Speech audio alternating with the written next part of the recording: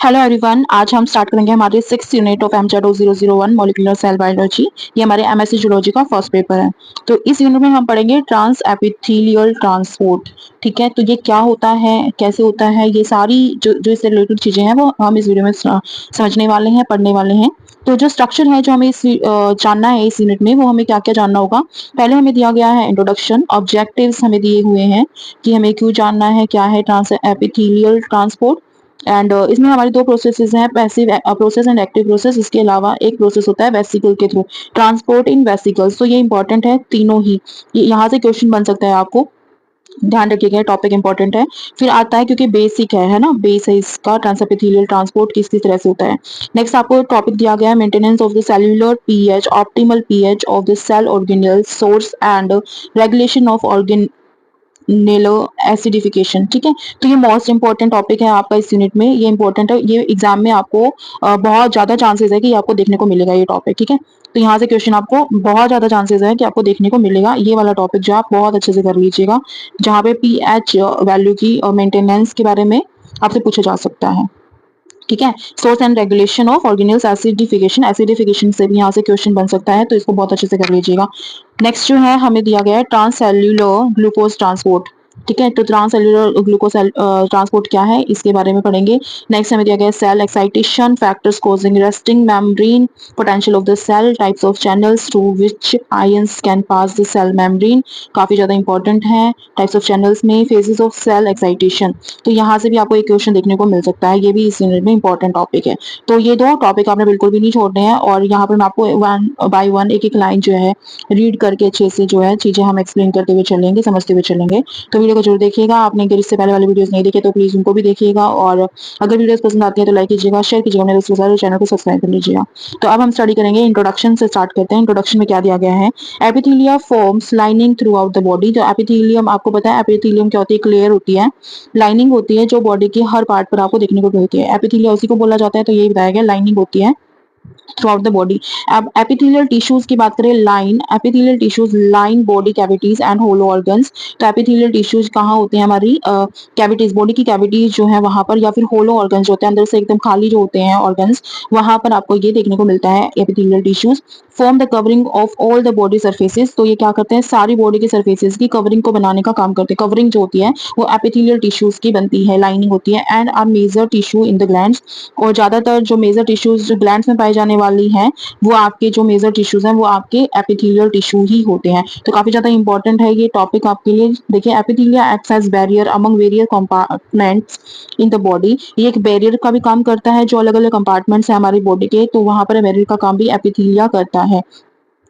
The simple columnar epithelium form a barrier that separates the lumen from the internal environment of the body in the small intestine। देखो यहाँ पे best example दे दिया गया है barrier का, कि जो एक कॉलमनर एपिथेलियम होता है वो एक बैरियर बना कर रखता है। आप सभी जानते हैं कि वो सेपरेट करता है ल्यूमेन पार्ट को उसके इंटरनल एनवायरनमेंट से, बॉडी के इंटरनल एनवायरनमेंट से उसके ल्यूमेन पार्ट को जो सेपरेट करके रखता है वो आपका, और ये किसके केस में होता है, स्मॉल इंटेस्टाइन के केस में होता है। यानी कि जो हमारे स्मॉल इंटेस्टाइन में जो हमारा ल्यूमेन पार्ट है उसको उसके इंटरनल एनवायरनमेंट, जो बॉडी का इंटरनल एनवायरनमेंट है उससे सेपरेट करने का काम ये एपिथेलिया ही करता है।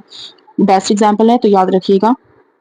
नेक्स्ट आपको दिया गया है epithelial tissue perform various types of function such as protection. और एपिथेलियल के जो टिश्यूज होते हैं एक तरह से ये बहुत सारे फंक्शंस कर रहे होते हैं, जैसे प्रोटेक्शन देते हैं, सिक्रेशन कराते हैं, एब्जॉर्प्शन कराते हैं, एक्सक्रीशन कराते हैं, इसके अलावा filtration, diffusion and secondary reception तो काम करते हैं। यहाँ पे आपको फंक्शन दे दिया गया है एपिथेलियल टिश्यू का, इंपॉर्टेंट है, याद रखिएगा। प्रोटेक्शन प्रोवाइड करता है, ठीक है, सिक्रेशन सिक्रेशन इसके थ्रू होता है, आपकी एब्जॉर्प्शन कराता है, एक्सक्रीशन कराता है, फिल्ट्रेशन कराता है, डिफ्यूजन, तो ये सारी जो एक्टिविटीज हैं ये एपिथेलियल टिश्यूज के थ्रू होती है। Epithelia also play very important role in the transfer of solutes and water from outside to inside and from inside to outside। तो सभी जानते हैं कि एपिथेलिया जो है एक तरह से जो ट्रांसपोर्ट, जैसे हमारी मेम्ब्रेन हमने स्टडी की थी ना, इसी तरह से आपके सेल्स हैं, एपिथेलियल सेल्स, एपिथेलियल टिश्यूज। तो यहाँ पे एपिथेलिया की बात की गई है कि काफी ज्यादा इंपॉर्टेंट रोल प्ले करता है, जब आपके सोल्यूट या फिर वाटर जो है बाहर से सेल की बॉडी से, ऑर्गेनिज्म की बॉडी से बाहर के एनवायरनमेंट से अंदर आता है या फिर अंदर के एनवायरनमेंट से बाहर जाता है। आपसे भी जानते हैं कि ट्रांसपोर्ट होता है, तो ट्रांसपोर्ट में काफी ज्यादा हेल्पफुल रहता है एपिथेलियल टिश्यूज। एपिथीलिया की बात हो रही है, ठीक है। ट्रांस एपिथीलियल ट्रांसपोर्ट, अब देखो ट्रांस एपिथीलियल ट्रांसपोर्ट क्या है। ट्रांस एपिथीलियल नाम से आपको समझ आ रहा होगा, transport of various ion and substances has important role in regulating the various mechanism of cellular activities including maintaining pH of the cell organelle, acidification of stomach and maintaining resting membrane potential of the cell and cell excitation। तो यहाँ पे कुछ आपको activities दे दी गई हैं जो sales के अंदर होती हैं, और ये किस की इसमें इसमें कौन हेल्पफुल होता है। तो ट्रांस एपिथेलियल जो ट्रांसपोर्ट होता है अलग अलग जो वेरियस आयंस का या सब्सटेंसेस का, ये काफी ज्यादा इंपॉर्टेंट रोल प्ले करता है किस किस एक्टिविटीज में, सेलुलर एक्टिविटीज में। और जो सेलुलर एक्टिविटीज हैं जिसमें ये इंपॉर्टेंट रोल प्ले करता है वो है कि ये पीएच ऑफ सेल ऑर्गेनेल को मेंटेन करने का काम करता है, एसिडिफिकेशन ऑफ स्टमक में काम आता है, और इसके अलावा मेंटेन करता है क्या मेंटेन करता है, membrane potential of the cell, cell की जो मेम्ब्रेन पोटेंशियल है उसको मेंटेन करने का काम भी ट्रांस एपिथेलियल ट्रांसपोर्ट करता है। इसके अलावा सेल एक्साइटेशन, सेल एक्साइटेशन में जो है ये इंपॉर्टेंट रोल प्ले करता है। तो ये जो फंक्शन है आपके ट्रांस एपिथेलियल ट्रांसपोर्ट के, आप ये याद रखिएगा, इंपॉर्टेंट है। इंट्रोडक्शन में हमने सबसे मेन जो लाइन है वो यही है इंट्रोडक्शन में, कि जो ट्रांस एपिथेलियल ट्रांसपोर्ट होता है अलग अलग आयंस का या सब्सटेंसेस का, वो काफी ज्यादा इंपॉर्टेंट रोल प्ले करता है कुछ सेलुलर एक्टिविटीज में। और उन सेलुलर एक्टिविटीज में आपका पीएच ऑफ सेल ऑर्गेनेल्स आता है, पीएच को मेंटेन करने का काम करता है, एसिडिफिकेशन ऑफ स्टमक, स्टमक में एसिडिफिकेशन में वर्क करता है। इसके अलावा resting membrane potential of the cell, potential membrane बना के रखते हैं, यानी कि मेम्ब्रेन में पोटेंशियल जो है बना करके रखने का काम भी ट्रांस एपिथेलियल ट्रांसपोर्ट की वजह से होता है। और इसके अलावा सेल एक्साइटेशन इसमें बहुत इंपॉर्टेंट रोल प्ले करता है। अब जो हम इस यूनिट में पढ़ने वाले हैं ना, वो ये टॉपिक्स हैं और ये काफी इंपॉर्टेंट है। सेल एक्साइटेशन हम यहाँ पर पढ़ेंगे, maintaining resting membrane potential of the cell, इसके अलावा पीएच ऑफ ऑर्गेनेल्स ये इंपॉर्टेंट है, एसिडिफिकेशन ऑफ स्टमक ये भी इंपॉर्टेंट है। तो यहाँ पे तीन जो टॉपिक है काफी इंपॉर्टेंट है, pH of the cell organelle, acidification of stomach, इसके अलावा सेल एक्साइटेशन, ठीक है। तो ये बिल्कुल भी आपने स्किप नहीं करनी, ये तीनों टॉपिक जो आपने बहुत अच्छे से कर लेने हैं, जो कि इस वीडियो में आप स्टडी कर रही हूँ तो मैं आपके साथ शेयर कर रही हूँ ये सारी चीजें। various ATPase, ion channels and transporters at in the epithelial transport। अब various ATPase जो है या फिर ion channel जो है ये, और इसके अलावा जो ट्रांसपोर्टर्स प्रोटीन प्रेजेंट होते हैं ये हमें एपिथेलियल ट्रांसपोर्ट में हेल्प करते हैं। तो यहाँ पर आपको बताया गया कि जो एपिथेलियल ट्रांसपोर्ट में हेल्प करते हैं वो कौन कौन है, ATPase, ion channels and transporters हमें हेल्प करते हैं। ट्रांसपोर्टर्स हम पढ़ चुके हैं, 3 तरह के ट्रांसपोर्टर हमने पढ़े हैं इससे पहले वाले वीडियोस में, अगर नहीं देखे तो प्लीज उसको देखिएगा। ऑब्जेक्टिव्स क्या है हमारी इस यूनिट के लिए, after studying this unit you should able to, ये यूनिट जानने के बाद पढ़ने के बाद स्टडी करने के बाद हम जान जाएंगे, explain the mechanism and processes of epithelial transport, हमें मैकेनिज्म का पता लग जाएगा और ट्रांस एपिथेलियल ट्रांसपोर्ट की जो प्रोसेसेस हैं वो जान जाएंगे हम। Passive and active processes and vesicular transport across the cell membrane, passive और एक्टिव ट्रांसपोर्ट किस तरह से होता है सेल मेम्ब्रेन के थ्रू वो जान जाएंगे। Explain how cell and cell organelle pH is maintained and regulated, most important कि जो सेल और सेल का पीएच जो है किस तरह से रेगुलेट किया जाता है, मेंटेन किया जाता है।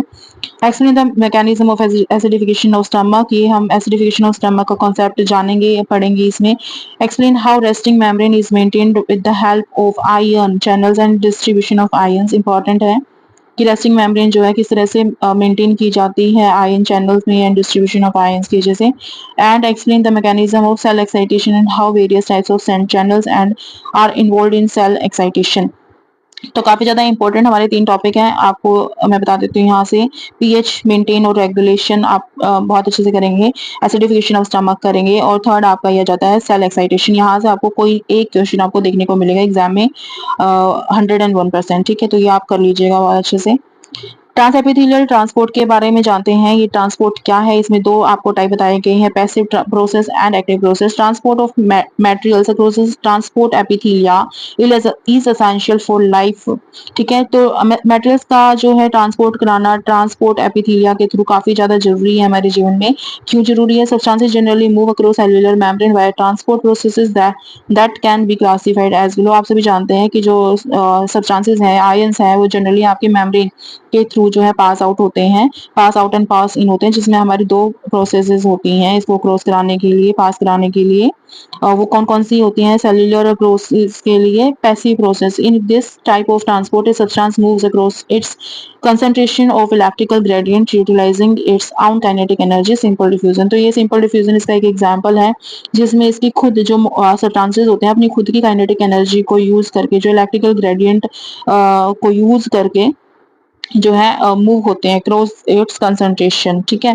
इसकी कंसंट्रेशन के थ्रू या फिर इलेक्ट्रिकल ग्रेडियंट के थ्रू आप क्या करके काइनेटिक एनर्जी को, यानी सिंपल सी बात है, यहाँ पे सब्सटेंसेस अपनी काइनेटिक एनर्जी को यूज करेंगे और मूव करेंगे कंसंट्रेशन के थ्रू और इसके इलेक्ट्रिकल ग्रेडियंट के थ्रू, ठीक है। सेकंड आपको दिया गया एक्टिव प्रोसेस में इन this type of transport a substance move against it's concentration और इलेक्ट्रिकल ग्रेडियंट। तो यहाँ पर आपको इलेक्ट्रिक ग्रेडियंट दे दिया गया, कंसंट्रेशन दे दिया गया है, so that the cellular energy is utilised. और ये इसलिए किया जाता है क्योंकि इसके थ्रू सेल्युलर एनर्जी को यूटिलाइज किया जाता है। इसमें काइनेटिक एनर्जी होती है सिर्फ मॉलिक्यूल्स की, सब्सटेंसेस की, ठीक है, जबकि इसमें सेल्युलर एनर्जी को यूज कर लिया जाता है। यही डिफरेंस होता है, पैसिव प्रोसेस में जो है सब्सटेंसेस की काइनेटिक एनर्जी का यूज होता है और एक्टिव प्रोसेस में जो है सेल की सेल्युलर एनर्जी का यूज किया जाता है। पैसिव प्रोसेस के बारे में यहाँ पर आपको बता दिया गया। पैसिव प्रोसेस जब होती है तो क्या क्या चीजें होती हैं ये आपको दिखाया गया है। इसके साथ आपको एक डायग्राम बताया गया है, types of passive transport processes occurring across plasma membrane से होते हुए कौन कौन सी क्या क्या टाइप है पैसिव ट्रांसपोर्ट के, वो आपको बता दिए गए हैं। और ये जो टॉपिक है ना, ये काफी आई थिंक काफी लेंथी है, इसमें ओस्मोसिस के बारे में भी बताया गया है। आपको ट्रांसपोर्टर्स जो आप इससे पहले वाली वीडियोस में पढ़ चुकी हैं, सिम्पोर्टर को ट्रांसपोर्टर्स जो होते हैं जिनको हम एंटीपोर्टर, यूनिपोर्टर्स, सिम्पोर्टर्स कहते हैं, तो ये सारा कुछ इसमें आपको बताया गया है। इसके साथ आपको एक स्कीमेटिक रिप्रेजेंटेशन दी गई है जिसमें 2 क्लासेस ऑफ मेम्ब्रेन ट्रांसपोर्ट को दिखाया गया है, ठीक है। एक तो कैरियर के थ्रू एंड चैनल प्रोटीन्स के थ्रू, ठीक है। कंपैरिजन किया गया है पैसिव ट्रांसपोर्ट और एक्टिव ट्रांसपोर्ट के बीच में, इंपॉर्टेंट है। इसके अलावा ट्रांसपोर्ट बताया गया आपको 3 types of carriers, uniporters, importer and antiporters के थ्रू, जो हम इससे पहले वाली वीडियो में भी डिस्कस कर चुके हैं।